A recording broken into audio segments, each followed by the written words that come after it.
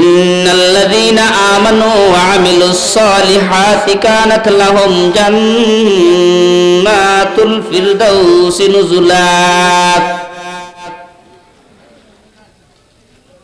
এখানে দুই শ্রেণীর আল্লাহর বান্দাদেরকে একটা পুরস্কারের কথা আল্লাহ পাক বলেছেন। অত্র আয়াতে আল্লাহ পাক দুই শ্রেণীর আল্লাহর বান্দাদেরকে একটা পুরস্কারের কথা বলেছেন। এক নম্বর আল্লাহ বলেন আল্লাযীনা আমানু, যারা আমার উপর ঈমান আনছে। বন্ধু, ঈমান কি এ আলোচনা করলে অনেক দীর্ঘ সময়ের প্রয়োজন, সংক্ষেপে একটু বলি। ঈমান মানে হলো আল্লাহ তাআলার উপরে এমন আকীদা বিশ্বাস, ওয়াহদাহু লা শারীকা লা, আল্লাহ এক, তিনি ছাড়া আর অন্য কোনো মাবুদ নাই, এতটুকু বিশ্বাস দিলে রাখা যে আমার আল্লাহর একত্ববাদের ভিতর কোন প্রকারের শিরক আসতে পারবে না। ঈমানের মূল ফলাফল হলো আমার ঈমানের ভিতর শিরক আসতে পারবে না।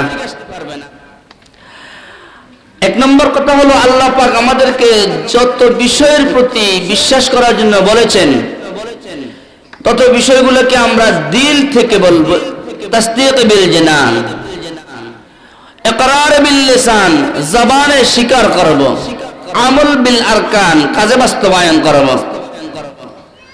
যেমন আমরা বলি আমানতু বিল্লাহি ওয়া মালাইকাতিহি ওয়া কুতুবিহি ওয়া রুসুলিহি ওয়াল ইয়াউমিল আখির ওয়াল কদরি খায়রিহি ওয়া শাররিহি মিনাল্লাহি তাআলা ওয়াল বাসি বাদাল মাউত। এখানে যে 7টা বিষয়ের প্রতি ঈমান আনার ব্যাপারে আল্লাহ রাসূল সাল্লাল্লাহু আলাইহি সাল্লাম হাদিস শরীফে বলেছেন আমানতু বিল্লাহ, এক নাম্বার আল্লাহ তাআলার উপর বিশ্বাস,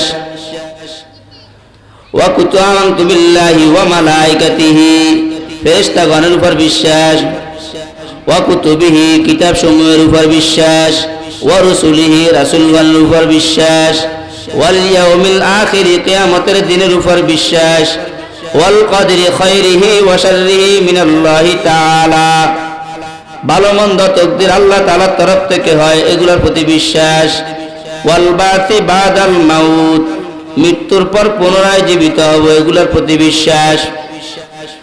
এখানে ঈমানের মৌলিক 7টা বিশ্বাসের কথা আল্লাহর রাসূল সাল্লাল্লাহু আলাইহি সাল্লাম বলে দিলেন। এছাড়াও ঈমানের বিশ্বাস স্থাপনের আরো অনেক শাখা আছে। তো আমরা এই বিশ্বাসটা কিভাবে করব? তাসদীক বিল জিনান, দিলের গহীন থেকে করব, ইকরার বিল লিসান, জবানে স্বীকার করব, আমল বিল আরকান, কাজের বাস্তবায়ন করব। অন্তরের বিশ্বাস মানে কি আমরা বুঝিনি। অন্তরের বিশ্বাস হলো আমি আমার আল্লাহর উপর বিশ্বাস করলাম, কেউ যদি আমার আল্লাহর একত্ববাদের ব্যাপারে আমার সামনে কোন প্রকারের কটাক্ষ করে অথবা আমার আল্লাহর কালামুল্লাহ শরীফের ব্যাপারে অথবা আমার আল্লাহর সংবিধান শরীয়তের বিধানের ব্যাপারে কোন প্রকারের কটাক্ষ করে, ব্যঙ্গ করে, তখন আমার বিশ্বাস এমন হতে হবে যে আমার ঈমানের পাওয়ারে আমি তার সাথে সংগ্রাম করতে প্রস্তুত হয়ে যাব। যেমন বর্তমানে ঈমান চোর অনেক বের হলো, যারা নাকি আমাদের সহজ সরল মা বোনদের ঈমানকে চুরি করার জন্য বহু প্রকার চেষ্টা করছে। কিভাবে? অমুক বাবার দরবারে এই বিষয় পাওয়া যায়, অমুক বাবার দরবারে এই জিনিসটা পাওয়া যায়, তোমার এই রোগ, অমুক বাবার দরবারে যাও তাহলে এই রোগটা আরোগ্য হবে। সহজ সরল মা বোনদেরকে সুন্দরভাবে বুঝায়া কিছু মুশরিক বাবার দরবারে নেয়, আর ওই মুশরিক বাবাদের দরবারে, ভণ্ডদের দরবারে সিজদা করার সিস্টেম আছে। সিজদা করতে হয়, পায়ে কদমুচি করতে হয়, এইভাবে আরো বিভিন্ন প্রকারের শিরকের কাজ আছে, এগুলা আমাদের মা বোনদেরকে দিয়ে করানো হয়। এই জন্য ঈমানের দৃঢ়তার মানে হলো আল্লাহ তাআলার উপর একত্ববাদের বিশ্বাস মানে হলো কোন প্রকারের ঈমান চোরের পাদে পড়ে আমি শিরকের কাজ করব না। এই কারণে আল্লাহ পাক বলেন, ইন্নাল্লাহা লা ইয়াগফিরু আন ইউশরাকা ওয়া ইয়াগফিরু মা দুনা যালিকা লিমান ইয়াশা।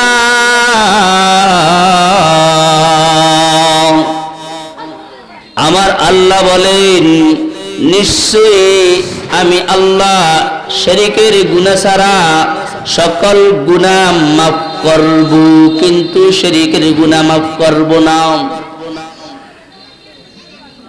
ইবাদত হবে একমাত্র আল্লাহর জন্যই। আল্লাহ পাক নিজেই বলেন, ইন্না সালাতি ওয়া নুসুকি ওয়া মাহইয়ায়া ওয়া মামাতি লিল্লাহি রাব্বিল আলামিন। খেয়াল করে আমরা বুঝি, আমরা আল্লাহ তাআলার উপর ঈমান আনার মানে কি? ইন্না সালাতি, নামাজ হবে আল্লাহর জন্য, ওয়া নুসুকি, কুরবানি হবে আল্লাহর জন্য, ওয়া মাহইয়ায়া ওয়া মামাতি, জীবন হবে আল্লাহর জন্য, মরণ হবে আল্লাহর জন্য। সুতরাং আমার ঈমানের পাওয়ারে আমি আল্লাহ তাআলার ইবাদতে, আল্লাহ তাআলার সিজদাতে আমি অন্য কোন ভণ্ডদের সিজদার শিরকের কাজ করতে পারি না। সিজদা হবে আল্লাহর দরবারে নামাজের সিজদা, অন্য কোন ভণ্ড জায়গায় আমাদের সিজদা হতে পারে না। কোন মুমিন পুরুষ অথবা মহিলা এই রকমের কাজ করতে পারে না। সুতরাং আমি ঈমানের দৃঢ়তার প্রাসঙ্গিক আপনাদেরকে বলতে চাই, কোন প্রকারের ঈমানের চোর যদি আপনাদেরকে সহজ সরল ভাবে বোঝানোর চেষ্টা করে, অমুকের দরবারে গেলে এটা পাওয়া যায়, তমুকের দরবারে গেলে এটা পাওয়া যায়, কোন রকম ভাবে নিয়া শিরকের কাজ যদি আপনাদের মাধ্যমে করানো হয়, সজাগ থাকবেন, সচেতন থাকবেন। কোন প্রকারের শিরকের কাজের মাধ্যমে রোগের আরোগ্য আমার দরকার নাই। শিরকের কাজের মাধ্যমে আমার জীবনের কোন উন্নতির দরকার নাই। শিরকের কাজের মাধ্যমে আমার রিজিকের প্রয়োজন নাই। শিরকের কাজের মাধ্যমে আমার সন্তানের প্রয়োজন নাই। সুতরাং মা বোনদের জন্য উচিত হলো আমি আল্লাহর বিধানকে আমার পর্দার আড়ালে থাকিয়া শরিয়া সুন্নাহ মোতাবেক আমি আল্লাহর বিধানকে পালন করব। আমি এর ভিতরে আল্লাহর কাছে সাহায্য চাইব। আল্লাহ পাক পর্দার ভিতরে আমাকে রাখিয়া আমি আল্লাহর কাছে সাহায্য চাইলে আল্লাহ পাক রব্বুল আলামিন তা পূরণ করে দিবেন। এতটুকু দৃঢ়তার বিশ্বাস রাখিয়া আপনারা কোন প্রকারের ঈমানের চোরের পাদে না পড়বেন, তাহলে আল্লাহ পাক ঈমানের মতন দৌলতটা ঠিক রাখবেন। আল্লাহ পাক এই আয়াতের মধ্যে এক নম্বর বললেন, ইন্নাল্লাযীনা আমানু, যারা আল্লাহর ঈমানের যত শাখা প্রশাখা আছে এইগুলোকে দিলের বিশ্বাস থেকে জবানে স্বীকার করলো, আল্লাহ পাক তাদের জন্য সামনে একটা পুরস্কারের ঘোষণা দিচ্ছেন। নাম্বার 2 হলো ওয়ামিলুস সালিহাত, যারা নেক আমল করে। ও আমার মা বোন, নেক আমল মানে কি? এটারও বিশাল বড় তাফসীরি আলোচনা আছে। সংক্ষেপ কথা হলো, নেক আমলের অর্থ আমি সংক্ষেপে বলি, যথা সময় সময়ের ইবাদত করে নেওয়া, যথা সময় সময়ের ইবাদত করে নেওয়া। যথা সময় সময়ের ইবাদত মানে কি? যেমন দেখেন, মুয়াজ্জিন সাহেব আল্লাহু আকবার আল্লাহু আকবার বলে। আল্লাহু আকবার মানে হলো আল্লাহ তাআলাই সবচেয়ে বড়। মুয়াজ্জিন আযানের মাধ্যমে বুঝায় আল্লাহ তাআলাই সবচেয়ে বড়। আল্লাহ তাআলা যেহেতু সবচেয়ে বড়, তাহলে এখন আমার রান্নার কাজ ছোট, এখন আমার গল্প গুজবের কাজ ছোট, এখন আমার মোবাইলের কথাটা ছোট, এখন আমার ব্যক্তিগত সকল কাজ ছোট। আজান হয়েছে তো আমি ওযু করে নামাজটা আদায় করব, তাহলে আমি আমার আল্লাহর হুকুমটাকে গুরুত্ব দিলাম। যথা সময়ে সময়ের ইবাদত করা। এজন্য আমার মা বোনদেরকে বলবো, আমাদের আলহামদুলিল্লাহ নামাজ পড়া হয়, কিন্তু সময়ের লিঙ্গারে হয়। অনেকের এমনও হয় ফজরের নামাজ পড়তে পড়তে সূর্য উঠে যায়। যেমন বর্তমানে 6:30 সূর্য উঠে, অনেকে আছে 6:40 নামাজ পড়ে, খবরও থাকে না। এজন্য আপনারা একটু খেয়াল করবেন, যথাসময়ে সময়ের ইবাদত। এইভাবে ফজরের নামাজটা যখন পড়ছেন, দয়া করে ঘুমায়েন না। আমি আপনাদেরকে খুব দিল থেকে কথাগুলো বলতেছি, কথা বলিয়েন না, আপনারা কথা বলিয়েন না। ফজরের নামাজ পড়ার পরে কি করবেন? একটু ঘুমের আরামকে হারাম করে আল্লাহর দরবারে চোখ দুটাকে বন্ধ করে চোখের পানি পালায়া সারাটা দিন 24টা ঘন্টা কি করলেন, গতকালকে সকাল থেকে আজকের সকাল পর্যন্ত কি করলেন, একটু গভীরে চিন্তা করবেন। চিন্তা করে আল্লাহর কাছে কান্নাকাটি করবেন, আল্লাহ 24টা ঘন্টার মধ্যে মনে হয় যেন 4টা ঘন্টাও ঠিকমতো ইবাদত করতে পারি নাই, তুমি দয়া করে তোমার ইবাদতে আমার সময়টাকে কাটায়া নিও। এইভাবে চিন্তা করে আল্লাহর কাছে কান্নাকাটি করবেন। হিসাব টানেন 24 ঘন্টার মধ্যে কয়টা ঘন্টা ইবাদত হয়, আর বাকি কয় ঘন্টা অযথা আমাদের যায়। বিশেষ করে মা বোনদেরকে আমি একটা রিকোয়েস্ট করব, 2 জন 3 জন 4 জন 5 জন একসাথে হলে অমুকের শাশুড়ির এই অসুবিধা, অমুকের বউয়ের এই অসুবিধা, এরপরে অমুক বাড়ির অমুকের মেয়ের এই সমস্যা, এগুলো আমাদের মোটামুটি ভাবে মহিলাদের, এটা প্রায় মহিলাদের, সবাই না, প্রায় মহিলাদের অভ্যাসগত আলোচনা হয়।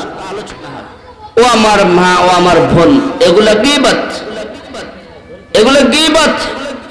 রাসূল আকরাম সাল্লাল্লাহু আলাইহি সাল্লাম বলেন, আল গীবাতু আশাদ্দু মিনাজ জিনা, গীবত ব্যভিচারের গুনাহের চেয়ে মারাত্মক।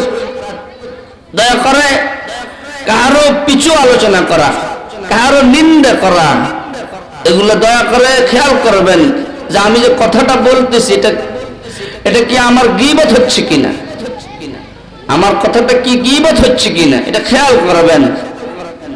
আমরা স্বাভাবিকভাবে নিজের স্বামীর ব্যাপারে গীবত করি।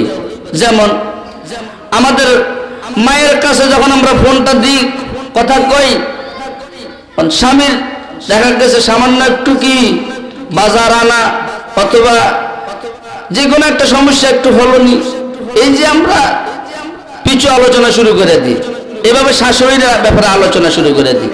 আবার কিছু শাশুড়িটাও আছে বউয়ের সামান্য কিছু কষ্ট সহ্য করতে পারে না, মানে একটু বেশ কম চললে এটা সহ্য করতে পারে না, কিছু তো সহ্য করে নিতে হবে। আমি সহ্য করার মানে আমি বুঝাইতেছি এতটুকু, আপনারা দয়া করে পিছু সমালোচনা না করে। আল্লাহ পাক বলেন, ইন্নামাল মুমিনুনা ইখওয়া ফাসলিহু বাইনা আখাওয়াইকুম। আমি আমার ঘরের শাশুড়ি, আমি আমার বউদেরকে নিয়ে আসি, আমার মেয়েদেরকে নিয়ে আসি, যদি এদের কোনো ভুল ভ্রান্তি হয়ে যায় আমি তাহাদেরকে নিয়ে একসাথ করে বসবো, বসে আমি সুন্দর করে বলবো, ও আমার বৌমা, তোমার এই আজকের কাজটা আমার কাছে একটু অপছন্দ মনে হয়েছে, তো অসুবিধা নাই, আমি এর জন্য মনে কষ্ট নেই নাই, দয়া করে তুমি সামনে একটু সতর্ক হয়ে যাইও। ও আমার মেয়ে, আজকে আমি তোমার এই কাজটা কষ্ট পেয়েছি, তো আমি ডাইরেক্ট তোমাদেরকে বলার মাকসাদ আর উদ্দেশ্য হলো সামনে যেন এই বেশকমটার না হয়। এইভাবে আমরা যদি ঘরে একটা পরামর্শের মাধ্যমে একে অপরের মুরব্বী যদি নাকি তাদের দোষগুলো ধরায়া দেয় আর বুঝায়া দেয়, আর যদি বলে বাবারে আমি তোমাদের মুরব্বী হিসাবে একটু নসিহতমূলক বললাম, তোমরা এটাকে নসিহত হিসেবে গ্রহণ করলে আর কোনো সমস্যা নাই। আমি আমার বউ, তুমি আমার পুত্রবধূ, আমি তোমাকে মেয়ের মতন জানি। এইভাবে যখন আপনি তার দোষটা সামনাসামনি ধরায়া দিবেন, সে কখন আপনার বিরুদ্ধে যাবে না। আর যখন আপনি আপনার পুত্রবধূর দোষটা আপনার ছেলের কাছে অথবা পাশের ঘরের আরেকটা মহিলার কাছে আপনি প্রচার করলেন, আর আপনার পুত্রবধূরা শোনার পরে সে খুব মনে মনে ক্ষিপ্ত হবে। ও আমার মা ও বোন, এই অভ্যাসটা অনেক আমার মাদেরও থাকতে পারে, অনেক বোনদেরও থাকতে পারে। এই জন্য আমি আপনাদেরকে বলি, দয়া করে গীবতের গুনাহ না হওয়ার আশায় এগুলো আমরা করব না ইনশাআল্লাহ। আমি আশাবাদী আমাদের মজলিসে আলহামদুলিল্লাহ এই ধরনের লোক নাই। যদিও থাকে, দয়া করে আমরা তওবা করে নিব। জীবনে বহু গীবত করলাম, চুগলখড়ি করলাম, হিংসা করলাম, আত্মহমিকা করলাম, অহংকার করলাম। আমরা ইনশাআল্লাহ সামনের দিকে আল্লাহর রহমতের আশায়, জান্নাতের আশায় আর এগুলো যেন আমাদের থেকে না হয়। ও আমার মা বোন, মনে রাখবেন, শুনে রাখবেন, ওয়াইবাদুর রহমান ওয়াইবাদুর রহমানিল্লাযীনা ইয়ামশুনা আলাল আরদি হাওনা। আমার আল্লাহ বলেন ওয়াইবাদুর রহমান, ও আমার রহমানের গোলাম।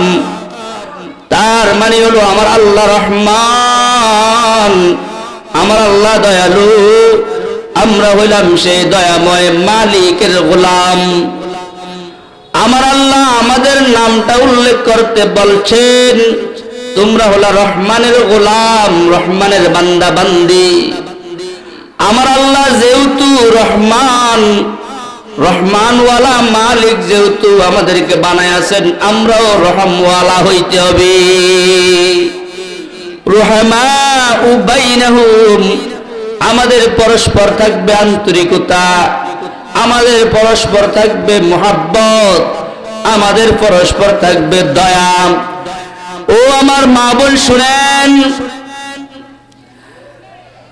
মুহাব্বতের ভিতর রহমত আছে, আর গুসার ভিতর মুসিবত আছে।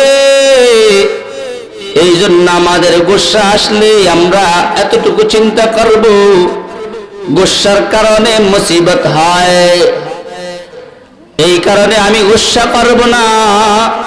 মুহাব্বতের কারণে রহমত হয়, এই কারণে আমি আমার শাশুড়িকে মহব্বত করব, আমার দেবরকে মহব্বত করব, আমার বাড়ির শাশি শাশুড়ি জেঠি শাশুড়িদেরকে মহব্বত করব।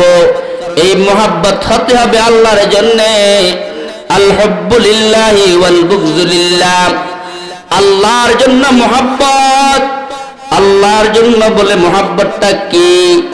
আল্লাহর জন্য মহব্বত মানে হলো আমার দ্বারা তার যেন কোনো প্রকারের ক্ষতি না হয়, আমার দ্বারা যেন তার একটা উপকার হয়।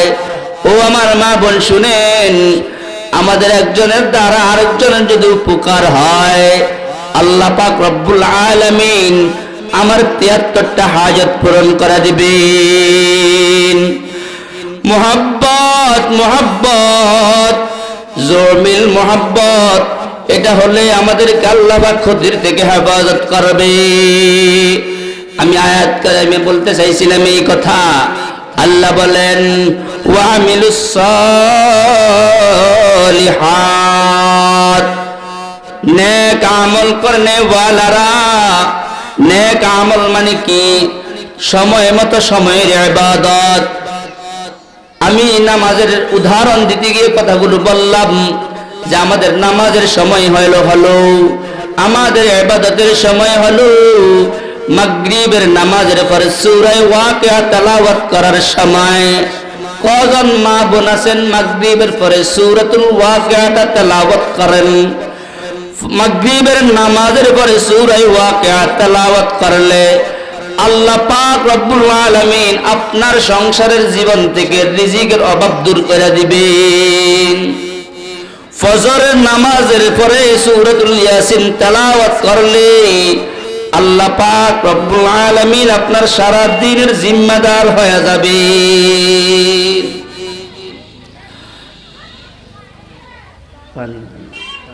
ফজরের নামাজের পর সূরা হাশর তেলাওয়াত করলে আল্লাহ পাক রব্বুল আলামিন ৭০,০০০ ফেরেশতা আপনার জন্য নিয়োজিত করে দিবেন।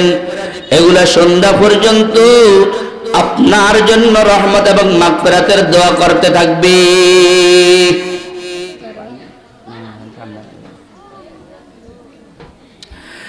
এইভাবে ৫ ওয়াক্ত নামাজের পরে আমরা মাসনুন দোয়াগুলো করলে আলহামদুলিল্লাহ দিন দিন আমাদের অনেক আমল হবে। এখন আমরা নামাজের পরে যদি অযথা কথা অযথা পাওয়া সময় নষ্ট করি তাহলে তো আমাদের আর আমলগুলো হলো না। এই জন্য নেক আমল মানে হলো যথাসময় সময়ের গুরুত্ব দিয়ে ইবাদত করা। ইন্নাল্লাযীনা আমানু ওয়া আমিলুস সালিহাত, আল্লাহ পাক বলেন ঈমান আর নেক আমল যাদের ভিতর ঢুকে গেল তাদের জন্য পুরস্কারটা কি? কানাত লাহুম জান্নাতুল ফিরদাউসি নুজুলা, তাদের জন্য রয়েছে আপ্যায়নওয়ালা জান্নাত, তাদের জন্য রয়েছে আপ্যায়নওয়ালা জান্নাতুল ফিরদাউস। ও আমার মা বোন, মনোযোগ দিয়ে শ্রবণ করি, জান্নাতুল ফিরদাউস কার কার যাইতে মনে না চায়? জান্নাতুল ফিরদাউস মালা আইনুন রাআত ওয়ালা উযুনুন সামিআত ওয়ালা খাতারা আলা কলবি বাশার। জান্নাতুল ফিরদাউস এমন একটা জান্নাত মালা আইনুন রাআত, যে জান্নাতুল ফিরদাউসটাকে আমরা কখনো চোখে দেখি নাই, ওয়ালা উযুনুন সামিআত, যা আমরা কখনো কানে শ্রবণ করি নাই, ওয়ালা খাতারা আলা কলবি বাশার, কখনো অন্তরে কল্পনাও করি নাই। আল্লাহ পাক এমন একটা জান্নাতুল ফিরদাউস দান করবেন ঈমানওয়ালাদেরকে আর আমলওয়ালাদেরকে। আল্লাহ বলেন নুজুলা, সে জান্নাতটা হলো আপ্যায়নওয়ালা জান্নাত। বলে আপ্যায়ন মানে কি? বলে আপ্যায়ন মানে হলো সেখানে যারা প্রবেশ করবে তাহারা হবে মেহমান। আমার আল্লাহ নিজ দায়িত্বে মেজবানের দায়িত্ব পালন করবেন। আমার আল্লাহ নিজ কুদরতি ভাবে আল্লাহর বান্দাদের মেহমানদারি করবেন।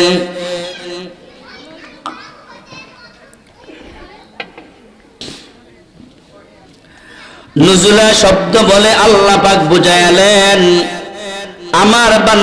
আমার বান্দা বান্দি জান্নাতুল ফিরদাউসে আসলে তারা হবে মেহমান, আর আমি তাদের মেহমানদারিত্ব করব। ও ভাই, আখিরাতে আমরা যখন জান্নাতুল ফিরদাউসের মালিক হব, বলেন তো জান্নাতুল ফিরদাউসে ঢুকলে কি আর বাইর হতে মনে চাইবেনি? জান্নাতুল ফিরদাউসে ঢুকলে কোনোভাবে বাইর হতে মনে চাইবে না। আমরা ওই সময় জান্নাতের মেহমান, একদিনের জন্য নয়, 2 দিনের জন্য নয়, 3 দিনের জন্য নয়। দুনিয়ার জগতে যদি কেউ কাহারো বাইর মেহমান হয়, একদিন যতটুকু মূল্য থাকে দ্বিতীয় দিন এতটুকু মূল্য থাকে না, দ্বিতীয় দিন যা থাকে তৃতীয় দিন এতটুকু থাকে না, এরপরে চতুর্থ দিন থেকে আর তেমন মূল্য থাকে না। ও ও ভাই, মূল্য না থাকার মানে কি? প্রথম দিন যতটুকু আপ্যায়নের গুরুত্ব থাকে, দ্বিতীয় দিন আপ্যায়নের ততটুকু গুরুত্ব থাকে না। দ্বিতীয় দিন যতটুকু গুরুত্ব থাকে ততটুকু তৃতীয় দিনের হিসাবে তৃতীয় দিনের গুরুত্ব থাকে না। এই জন্য কবি বলেন, হামেশা ইজ্জতে মেহমা বয়কে খানা নমি মান,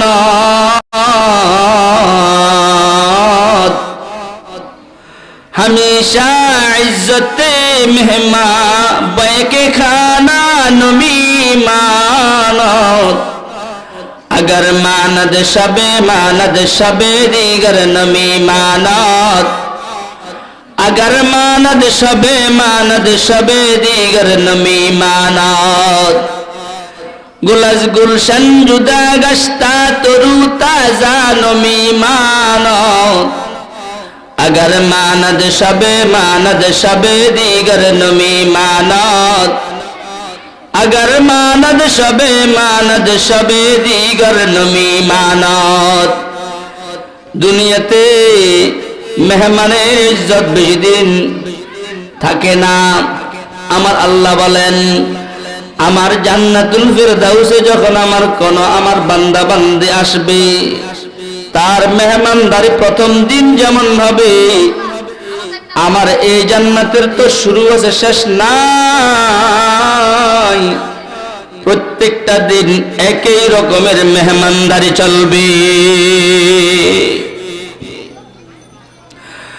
আল্লাহ পাক বলেন, আমার কোন বান্দা বান্দি যখন আমার জান্নাতুল ফিরদাউসে আসবে, আমি বলবো, ইয়াতুফু আলাইহিম ওয়ালদানুম মুখাল্লাদুন।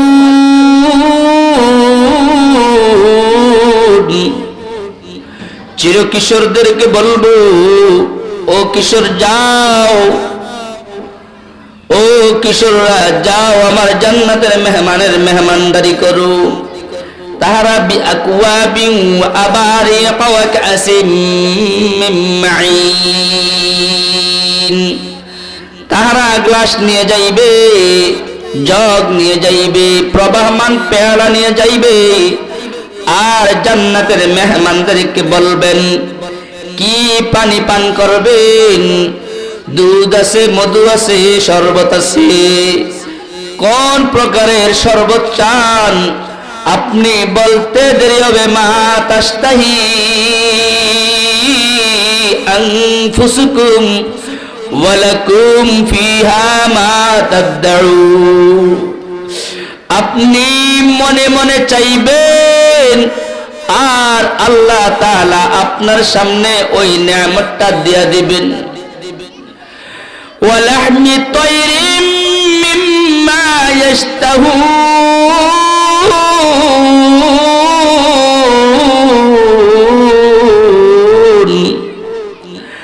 পাখির গোশত চাইবেন খাইতে, আল্লাহ পাক রব্বুল আলামিন পাখির গোশত তাৎক্ষণিক আপনার সামনে দিয়ে দিবেন। ইন্না আনশানাহুন্না ইনশাআ।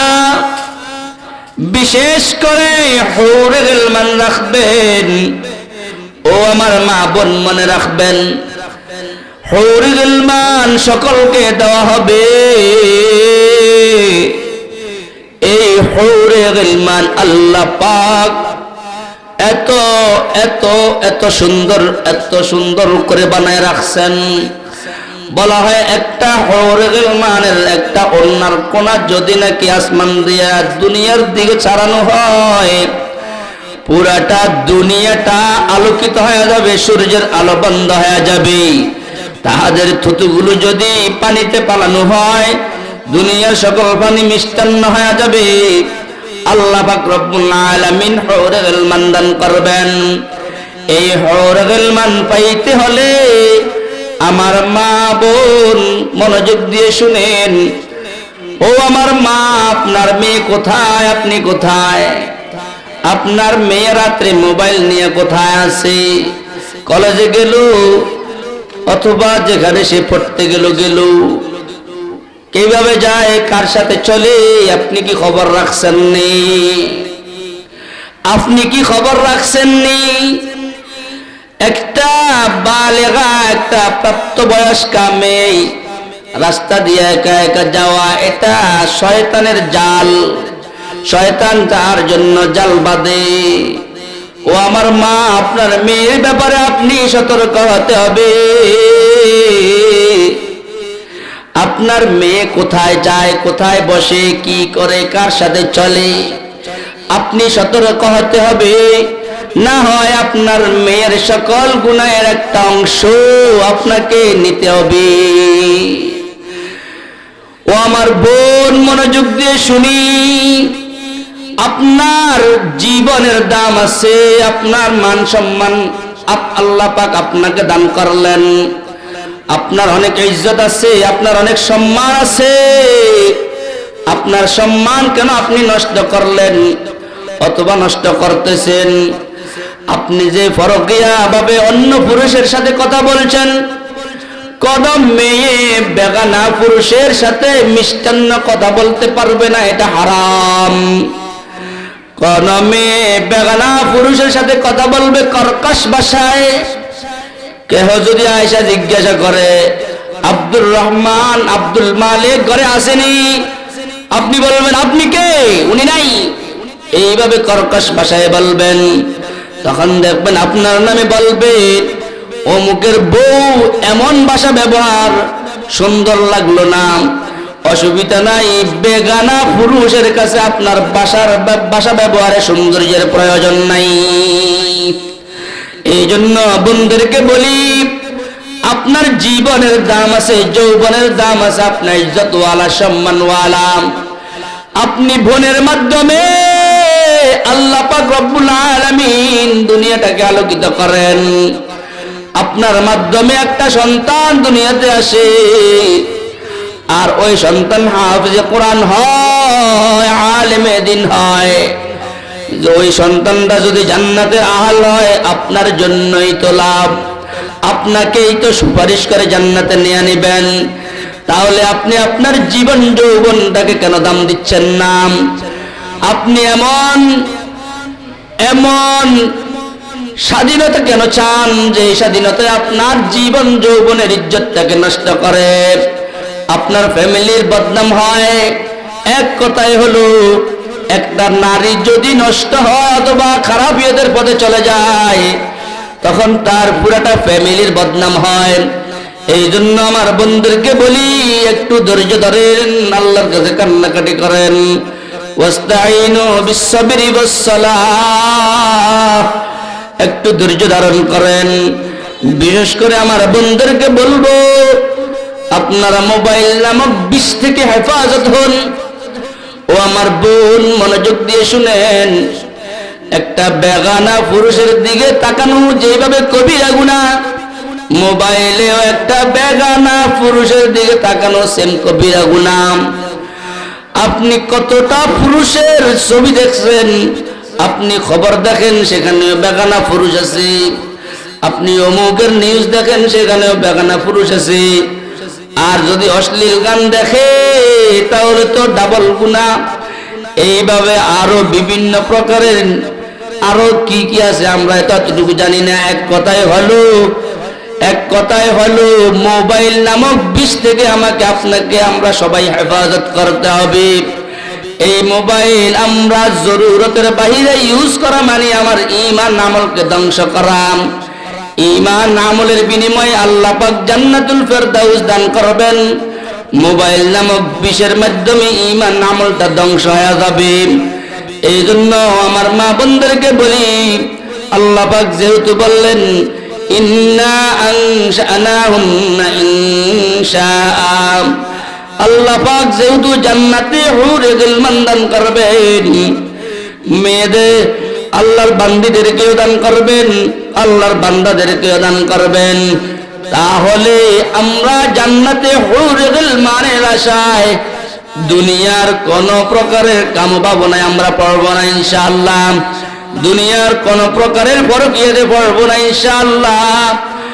আর কোন পুরুষ যদি নাকি কোন নারীর উপর টর্চারিং করে, ইফতিজিং করে, ও আমার পুরুষ ভাই, ও আমার যুবক ভাই, মনে রাখবেন, আপনার এটার খেসারদার জবাব দুনিয়াতেও দেওয়া লাগবে, আর আখিরাতের ময়দানে তো আপনি কি জবাব দিবেন? কোরআন হাদিসের ভাষ্য অনুযায়ী বেবিচারী হিসেবে আপনি গণ্য হবেন।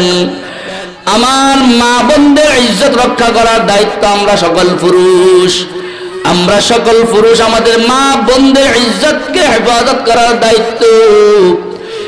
আমি কোন নারীর প্রতি আসক্ত হলে আগে আমি চিন্তা করতে হবে আমার ঘরেও তো আমার মা আছে, বোন আছে, তাহলে আমি আরেকজনের মা বোনের উপর কিভাবে আসক্ত হই? নাউজুবিল্লাহ। দয়া করে জান্নাতের হুরে গিলমানের আশায় আমরা এই সকল কামভাবনা ছেড়ে দিব ইনশাআল্লাহ। আমাদের মা বোনদের ইজ্জত যেভাবে রক্ষা হয় ইনশাআল্লাহ আমরা সেইভাবে শতভাগ চেষ্টা করব। আল্লাহ রাব্বুল আলামিন আমাদের সবাইকে ঈমান আমলের বিনিময়ে জান্নাতুল ফেরদাউসের মতন দৌলত পাওয়ার তৌফিক দান করেন।